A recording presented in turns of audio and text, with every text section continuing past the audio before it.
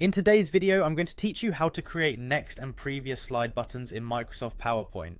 If you've ever found yourself clicking around on your slide deck, trying to navigate smoothly during a presentation, this guide is just for you.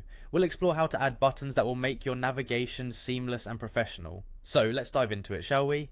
First, what you'll need to do is open Microsoft PowerPoint on your computer. It's the starting point for everything, of course. Once you have PowerPoint up and running, you can open your existing presentation or create a new one if you're starting fresh. This is where you'll be adding the navigation buttons. Next, you'll want to direct your attention to the top of your screen where you'll find several tabs. Click on the Insert tab. This section is your toolkit, equipped with everything you need to enhance your slides, from shapes to pictures, and in our case, navigation buttons. After you've entered the Insert tab, the next step is to locate and click on Shape. Shapes in PowerPoint serve many purposes. They're not just for design, they're tools. Far beyond just making your slides look good, they can be interactive elements like buttons. Now, when you click on shapes, you'll see a drop-down list. For our purpose today, scroll down until you spot the Action Button section. This is an often overlooked part of PowerPoint, yet incredibly useful for creating interactive presentations.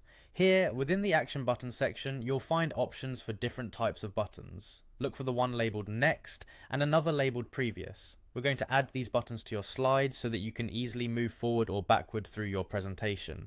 Go ahead and add a Next button on the slide.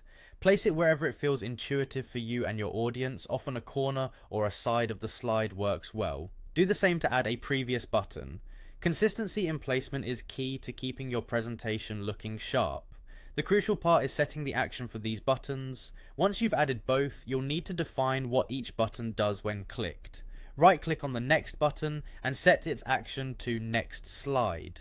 This tells PowerPoint what you want it to do when the button is pressed. Repeat this step for the Previous button, setting the action to Previous Slide, which will allow seamless backward navigation. And there you have it. By simply following these steps, you'll equip your PowerPoint presentation with professional navigation buttons. Your next presentation will not only be engaging by content, but also easy to navigate, ensuring that you maintain your flow and engagement with your audience.